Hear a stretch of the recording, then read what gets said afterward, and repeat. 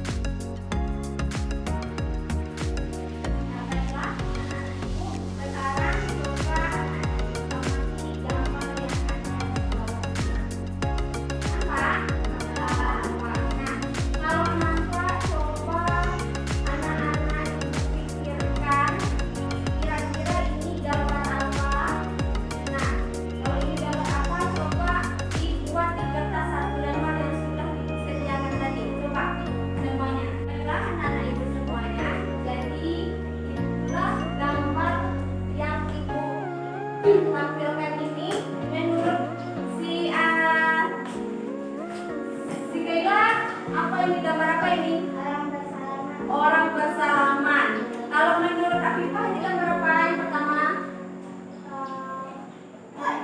Gambar bersama juga, bagus. Nah, kalau yang nomor 2, gambar apa? Fahmi? Gambar apa yang kedua?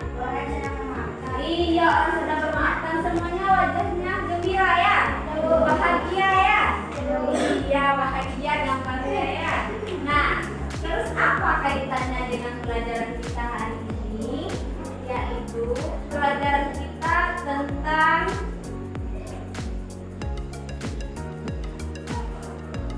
Rasulullah Shallallahu Alaihi Wasallam menjaga perdamaian dalam peristiwa Fathu Makkah.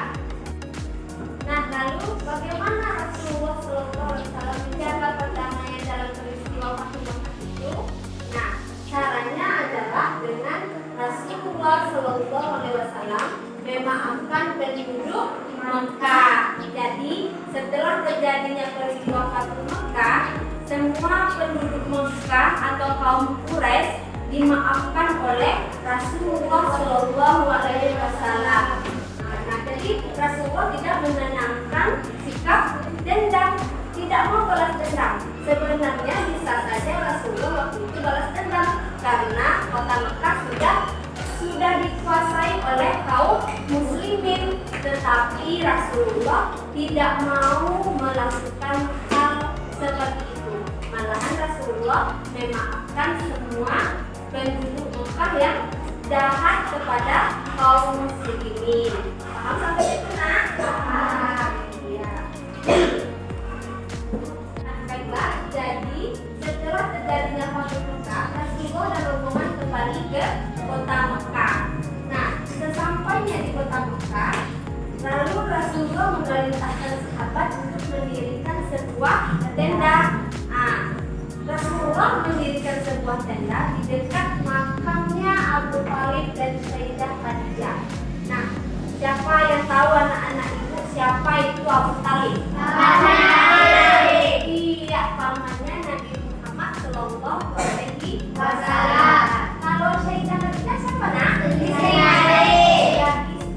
Nabi Muhammad Shallallahu Alaihi Wasallam. Jadi di saat Rasulullah kembali ke kota Mekah, Rasulullah mendirikan sebuah tenda di dekat makamnya pamannya dan dekat makam istrinya. Nah, lalu masuklah Rasulullah ke dalam tenda itu seraya untuk beristirahat sambil mengenang masa lalunya, sambil melihat ke lembah Wadi dan lalu melihat ke gunung-gunung. Nah, melihat ke gunung-gunung di situ, lalu Rasulullah mengucapkan syukur juga, lalu sambil mengingat dia melihat ke gunung-gunung sambil melihat di situ pun juga ada Gua Hira. Tahu anak ibu Gua Hira itu tempat apa?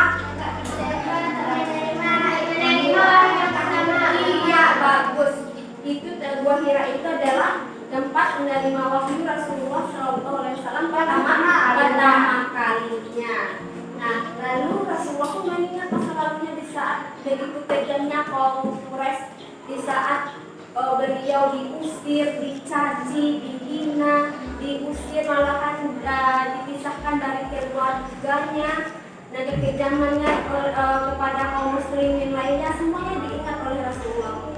Karena sekarang beliau merasa bahagia sekali karena kembalinya kota Mekah bisa dikuasai lagi oleh kaum muslimin. Nah, setelah itu, setelah beristirahat, maka Rasulullah Shallallahu Alaihi Wasallam hanya sebentar beristirahat, lalu beliau kembalilah menaiki untanya menuju ke Ka'bah. Nah, untanya Rasulullah pun ada namanya. Siapa yang tahu? Al-Qaswa. Jadi Rasulullah mempunyai unta yang setia menemani Rasulullah, namanya Al-Qaswa. Lalu dia menuju pintu Ka'bah. Nah, setelah di pintu Ka'bah, maka beliau memanggil Utsman bin Talha untuk membuka pintu Ka'bah tersebut. Siapa yang dipanggil oleh Rasulullah? Utsman bin Talha untuk membuka pintu pintu Ka'bah. Nah, lalu setelah Rasulullah berdiri di pintu Ka'bah, karena sudah dibukakan oleh Utsman bin Talha, maka peristiwa apa yang terjadi di saat Rasulullah sudah berdiri di pintu Ka'bah? Maka penduduk Mekah berbondong-bondong hadir di depan Rasulullah. Beliau pun berpidato di hadapan mereka. Nah, lalu Rasulullah berpidato. Nah, kemudian Rasulullah bertanya kepada penduduk Mekah, menurut pendapat kalian apa yang akan aku berbuat terhadap kalian sekarang? Kata Rasulullah SAW kepada kaum Quraisy. Nah, lalu kaum Quraisy itu jawab, yang baik-baik, saudara yang pemurah, sepupu yang pemurah, kata kaum Quraisy. Nah, lalu Rasulullah kemudian bersabda, pergilah kamu sekalian, kalian sekarang sudah bebas, kata Rasulullah Shallallahu Alaihi Wasallam. Nah, lalu Rasulullah kemudian membaca surat Yusuf ayat 92. Siapa yang mau baca? Coba Pak, ke depan Pak. Pak, coba baca surat Yusuf ayat 92 Pak. Bismillahirrahmanirrahim. Qala la tasriba 'alaikum al-yawm yaghfirullahu lakum wa huwa arhamur rahimin. Iya, terima kasih ya Pak. Nah, coba si Naila, artinya baca Naila. Berdiri Naila. Ya, siapa saja. Dia Yusuf berkata, pada hari ini tidak ada cercaan terhadap kaum. Mudah-mudahan Allah mengampunkan kamu dan Dia Maha Penyayang di antara para penyayang. Iya, terima kasih Naila. Nah, jadi anak-anak ibu, di situ kita bisa mengetahui bahwa Rasulullah SAW sebenarnya bisa saja waktu itu dia untuk membalas dendamnya kepada kaum Quraisy karena Rasulullah sudah berkuasa di kota Mekah. Tetapi Rasulullah tidak mengajarkan itu dan tidak memberikan contoh yang buruk kepada masyarakat atau kaum muslimin lainnya. Malahan Rasulullah mengajarkan bagaimana cara memaafkan kesalahan orang lain.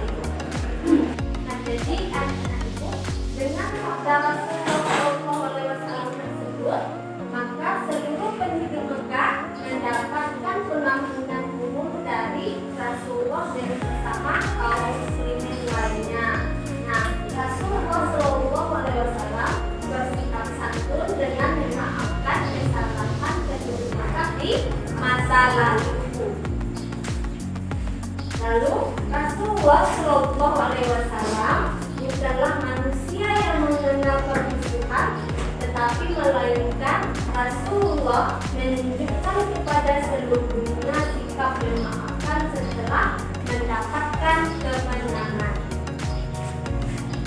Nah, itu paham anak ibu? Sudah paham sekarang ini membagikan dua kelompok masing-masing kelompok. Jadi sekarang anak ibu bagi satu buat permainan satu kelompok, ini satu kelompok cepat.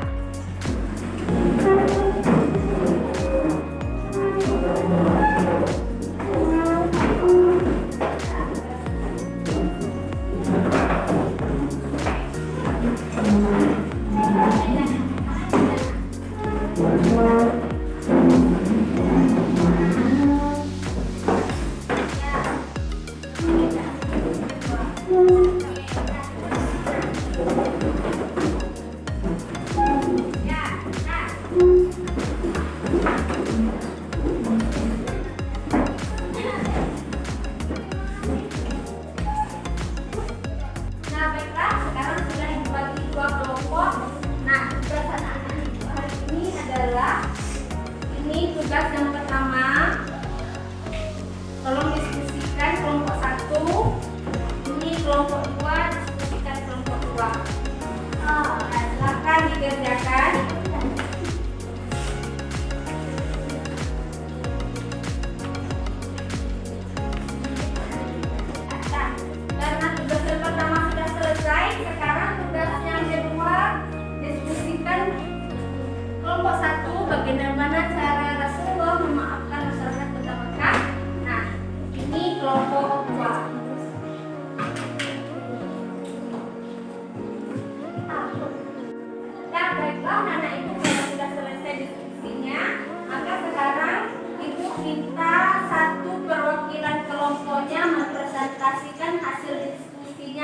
depan. Nah, sekarang coba kelompok 1 presentasikan hasil diskusinya ke depan. Siapa yang mau tampil? Siapa perwakilannya? Iya, Naila. Siapa Naila? Yang lain menyimak ya. Assalamualaikum warahmatullahi wabarakatuh.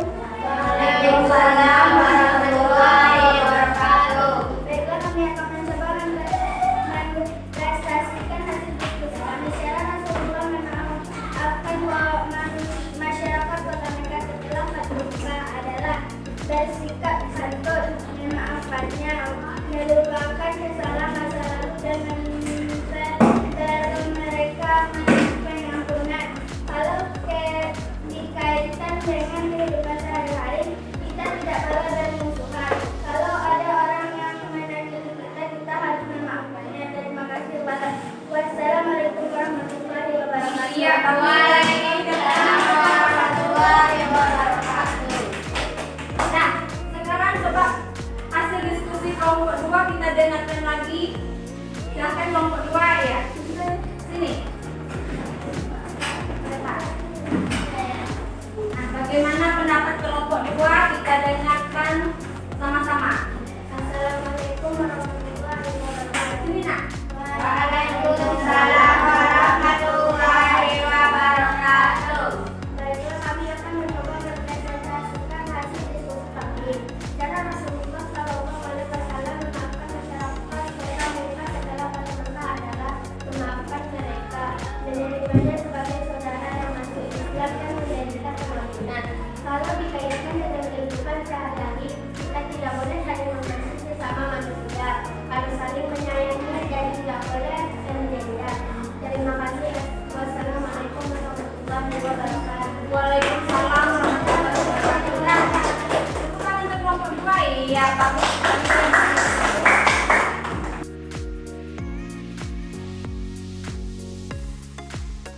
Ya, jadi inilah pelajaran Fathul Makkah atau pelajaran kita hari ini.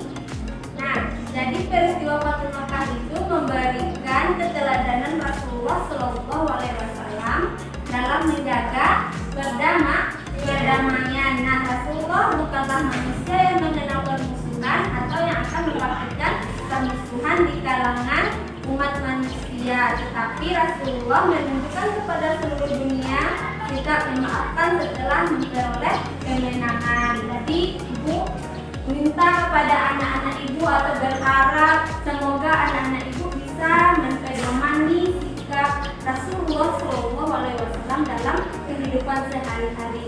Jika nanti anak-anak ibu disakiti oleh orang lain, maka di saat orang lain itu meminta maaf kepada kita, maka kita sebagai manusia harus memaafkan. Nah, kalau seandainya tidak ada dendam di antara hati anak-anak ibu semuanya, maka anak-anak ibu sudah bisa atau sudah mau atau berpedoman kepada sikap Rasulullah Shallallahu Alaihi Wasallam dalam kehidupan sehari-hari. Maka anak ibu disayang pun oleh Allah kalau seandainya kita memaafkan kesalahan orang lain.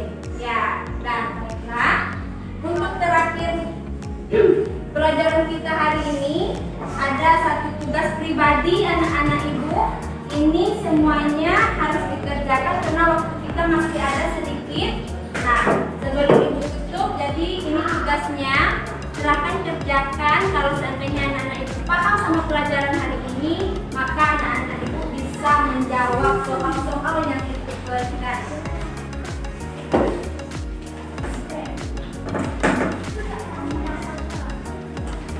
Oke. Nah, kalau sudah selesai silakan dikumpul ke depan, nak.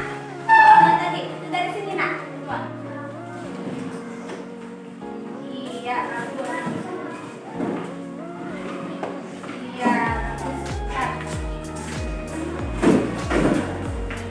Ya. Kita lanjut. Iya.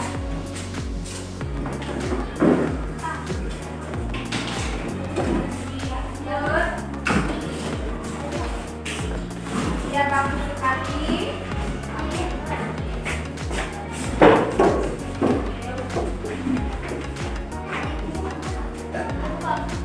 Nah,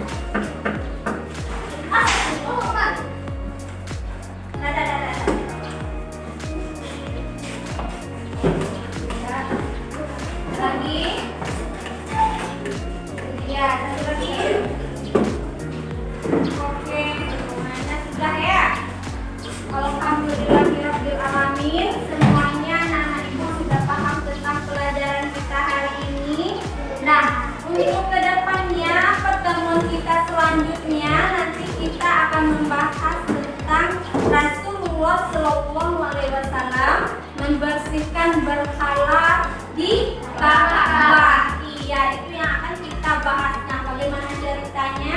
Sedikit ikut ceritakan bahwa di saat kaum Quraisy menguasai waktu itu kota Mekah. Nah, di situ kaum Quraisy ini tidak hanya berbuat kejam kepada kaum muslimin lainnya, tetapi dia juga mencoret-coret Ka'bah, mengotori Ka'bah dengan berbagai berhala, patung-patung, mencoret-coret dengan tulisan yang tidak baik. Nah, itulah nanti yang akan dibersihkan oleh Rasulullah bersama kaum muslimin lainnya. Nah, bagaimana ceritanya? Nah, nanti pasti lebih seru lagi. Kita tunggu pertemuan kita selanjutnya. Oke? Nah, baiklah. Sekarang kita sudahi dengan membaca Alhamdulillahirabbil alamin. Sudahi dengan Assalamualaikum warahmatullahi wabarakatuh.